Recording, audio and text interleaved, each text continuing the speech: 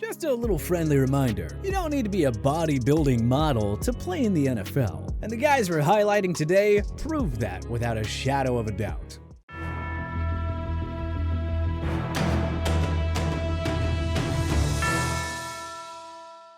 Professional sports are loaded with giants, the NFL in particular. Teams love to fill their offensive and defensive lines with behemoth men. And while all these guys are freak athletes way stronger than any average human, some of these big fellas have a couple of layers of padding over their muscular figures, if you know what I mean. And while it may be immature, there is something innately entertaining about seeing a big old husky fella on the gridiron. So, let's take a trip down memory lane and check out 10 of the fattest players in NFL history. First up, perhaps the skinniest but most hilarious entry on this list, and unsurprisingly, the only kicker, Tom Dempsey. This may be an unfamiliar name to some of our younger NFL fans, but the 6'2", 260-pound kicker had an 11-year NFL career, spanning from 1969 until 1979, during which he played for 5 teams: Philly, Buffalo, New Orleans, the Houston Oilers, and the LA Rams. And during those 11 years, Dempsey gained quite the reputation for himself as a big man with a powerful right leg. In fact, in 1970, as a member of the Saints, Dempsey drilled the first ever 63-yard field goal in NFL history, a record that stood for over 40 years. While there's no denying that the Wisconsin native was naturally a pretty big-boned Midwestern guy, he also had some extenuating circumstances that complicated exercising and kept him husky throughout his career.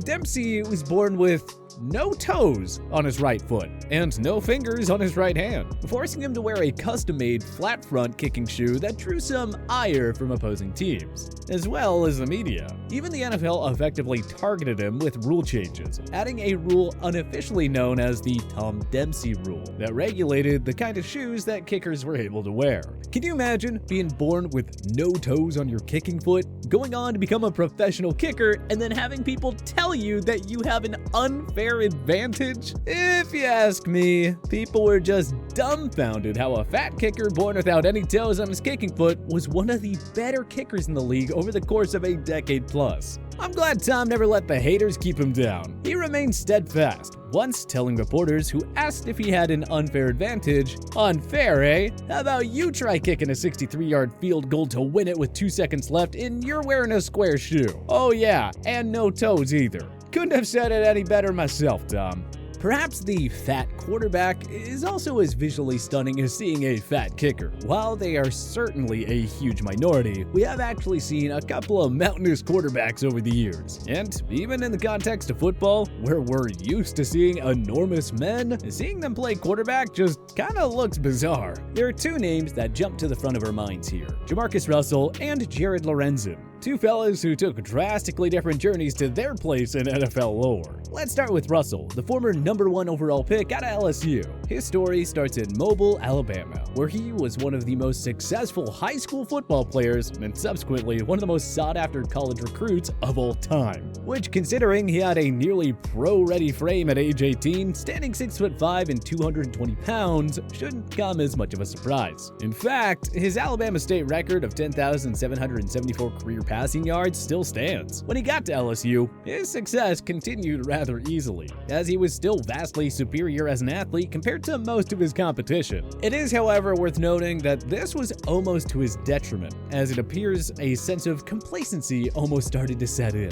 By the time his pro day at LSU rolled around, he was up to 265 pounds. And while a lot of it was muscle, as he bulked up considerably since he arrived in Baton Rouge, some of it was definitely fat. And there were some concerns starting to form around his work ethic. Even so, he was just too good of a prospect to pass up on. And so, the Raiders made what would eventually go down as one of the worst draft picks of all time, taking Russell first overall in 2007. And there was trouble in Oakland from day one. Russell's camp failed to reach a contract agreement with the team, and the QB held out through camp, further exasperating his struggles with his weight. As his career dragged on, his performance disappointed. He began to struggle with substance abuse, and his weight ballooned, to the point that when he tried out for the Miami Dolphins in 2010, 5'10", he weighed in at over 290 pounds. Quite a departure from the slender, can't-miss prospect he started out as. Lorenzen, on the other hand, was not nearly as sought after as Russell, and his battles with his weight started early on in his life. And when I say early, I mean early. The guy weighed over 13 pounds at birth. So, even as a high schooler, he always had a rather husky build. And during his time at Kentucky, where it's worth noting he set a number of school records despite looking extremely different from most quarterbacks we'd seen at that point, his weight continued to be a concern. So much so that he wasn't even drafted. He ended up playing most of his NFL career around 290 pounds, making him the heaviest man to ever play quarterback in league history.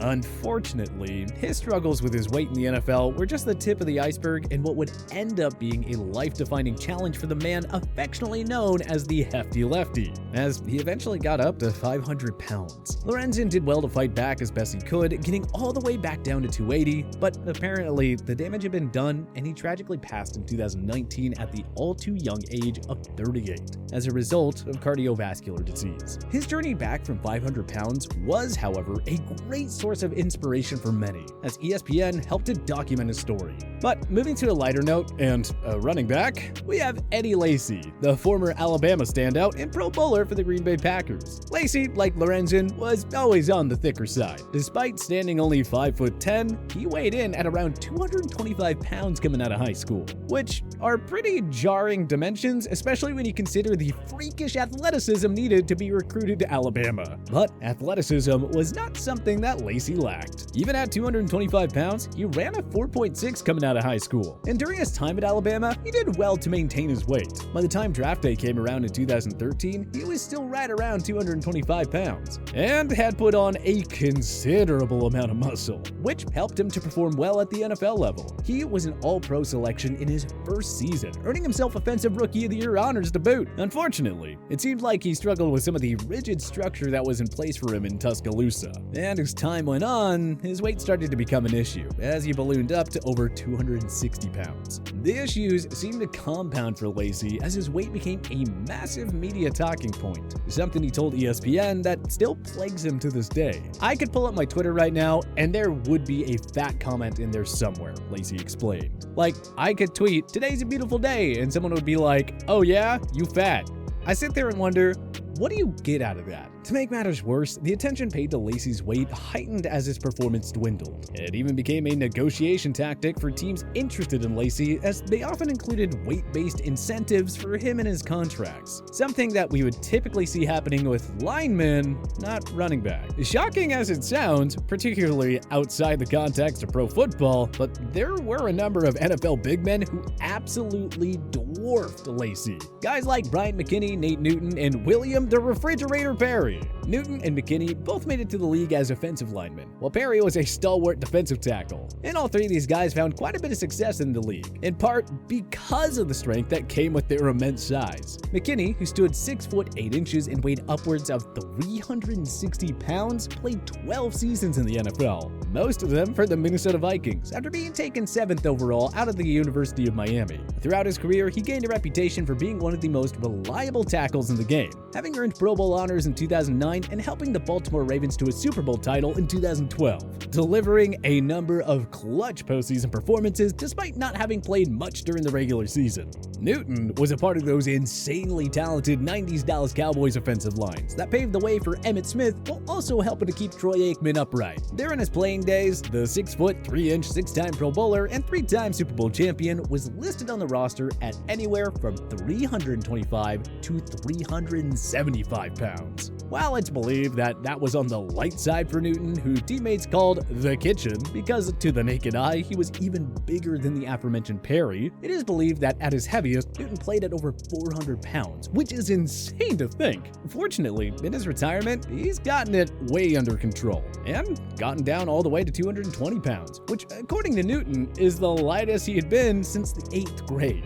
And as far as the refrigerator is concerned, well, he was a behemoth in his own right, standing at around 6'2" and weighing somewhere in the neighborhood of 340 pounds during his playing days. Perry was always on the larger side, and growing up in Aiken, South Carolina, he first got up over 200 pounds at the age of 11. And growing up in Aiken, South Carolina, he first got up over 200 pounds at the age of 11. But that size was coupled with shocking athleticism. In addition to being a 295-pound nose guard for his high school football team, he was also one of the top performers on the track team, not just as a shot putter, but also as a sprinter. There are all sorts of old wives' tales about Perry's feats of athleticism, whether it be 360-degree dunks, complex swimming dives, or his exploits on the track. This helped him immensely on the football field, as he was able to compete at an elite level for most of his life despite being massively overweight. His weight did, however, catch up to him as his career unfolded,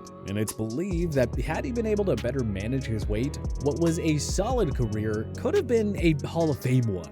Speaking of guys whose weight really got the best of them, how about Albert Haynesworth, who at his best was a nearly unstoppable force at the NFL level. The 6'6", 350-pound defensive tackle dominated the league in the early aughts. But after being handed a $100 million contract by Washington, his weight and erratic behavior spiraled out of control. It got to the point that he wasn't even able to pass a basic conditioning test. This is kind of like what we saw play out with Aaron Gibson, who will likely go down as the heaviest player to ever step foot on an NFL field, weighing in at over 410 pounds during his playing days. Unfortunately, the former first-round pick was never able to live up to his potential because injuries and his inability to manage his weight hindered his performance and subsequently derailed his career.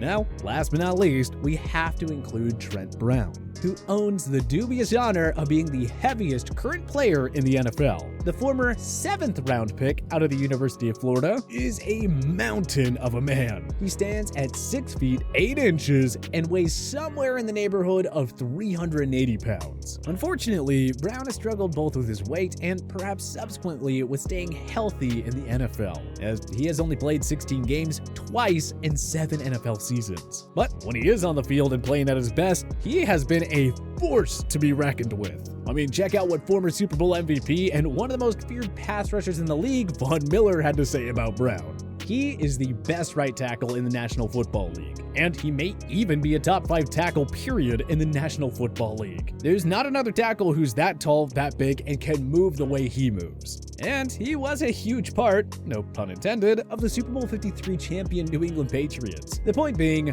Brown has a whole lot more to hang his hat on than just being the heaviest player in the NFL. But who's your favorite big man in NFL history? Join us in the comments section below. If you like this video and learned a thing or two, clicking the like button helps out a ton. And hey, we appreciate it. If this is your first time coming around to TPS though, subscribing is a great idea because we put out videos like this every single day. But as always, thanks for watching and we'll see you guys next time.